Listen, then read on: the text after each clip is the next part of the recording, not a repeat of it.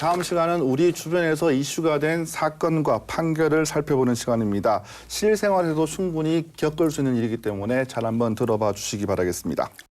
자, 첫 번째 사건은 아주 좀 끔찍합니다. 무더위가 가실 정도로 오싹한 그런 내용이더라고요. 네, 계속 들어보시면 아주 오싹할 겁니다. 이 보험 사기범들의 이야기인데요. 이분들은 그 평범한 보험 사기범들이 아니라 좀 끔찍한 방법으로 범행을 했습니다. 마치 사고 때문에 손가락이 잘린 것처럼 속여서 보험금을 타낸 50대 2명의 기막힌 사연입니다. 네, 54살 정모 씨는 징역 1년 6개월을 선고받았고 또 56살 하모 씨는 징역 1년 2개월을 받았습니다. 사기와 산업재해 보상보험법 위반 등 혐의가 유죄로 인정된 겁니다. 네, 도대체 어떤 사건이길래 이렇게 뜸을 들이십니까? 네, 좀 사연이 좀 있는데요. 네. 이 정 씨, 그러니까 아까 징역 1년 6월을 선고받은 정 씨가 생선 노점상이었습니다. 그래서 2016년 11월 29일에 새벽 지연을 틈타서 전기기계 절단기, 그러니까 골절기라고 하는데요.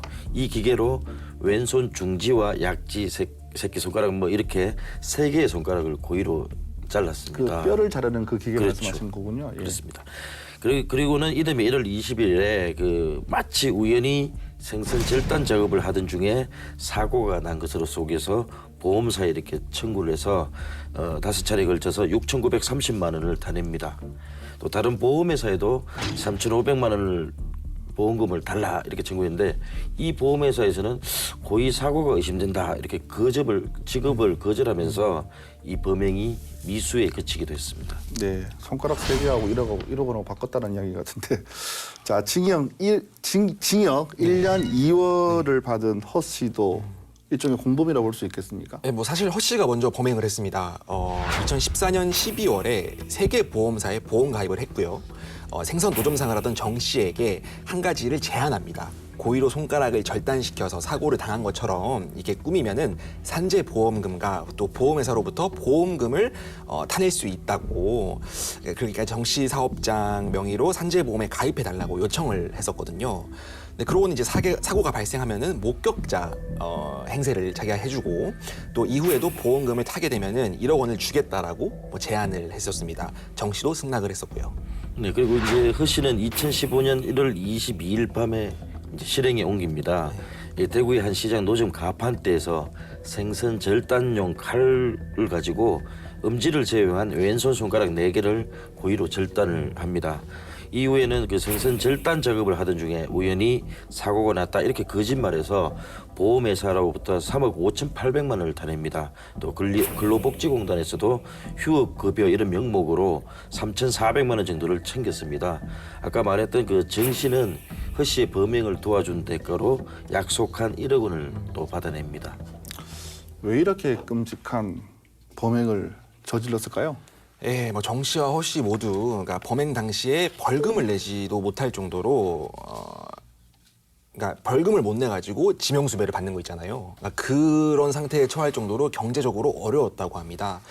별다른 재산이 없었는데도 이제 보험 사기 범행을 위해서 다소 버거운 수준의 보험료를 냈다고 합니다. 결국 이게 돈이 탐났던 거죠. 그러면 정 씨와 허 씨 모두 재판에서 우연히 일어난 사고였다 이렇게 주장할 수밖에 없었겠네요. 그렇죠.